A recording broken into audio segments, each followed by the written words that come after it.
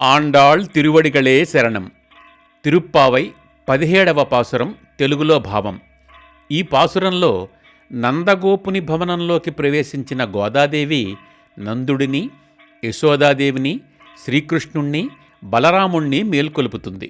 ధర్మాత్ముడవై అన్న వస్త్ర తీర్థములను దానము చేసే ఓ నందగోపుడా, మేలుకో స్వామి. సుకుమారమైన దేహకాంతితో గోకుల వంశానికి మంగళదీపమై ప్రకాశిస్తున్నవో యశోదమ్మ, తెలివి తెచ్చుకోవమ్మా. ఆకాశమంత ఎత్తుకు ఎదిగి సమస్త లోకములను కొలిచి దేవతలకు అధిపతివైన ఓ త్రివిక్రమ, నిద్ర చాలించవయ్యా. పాదములకు మేలిమి బంగారు కడియములు ధరించిన ఓ బలరామస్వామి, నీవును నీ సోదరుడును ఇంకనూ నిదురించుట తగదు. మీరిరువురు దివ్యనిధుల నుండి శీఘ్రమే లేచిరండు అని అందరినీ ఒక క్రమములో మేల్కొల్పుతోంది గోదాదేవి. ఆండాళ్ తిరువడిగళే శరణం.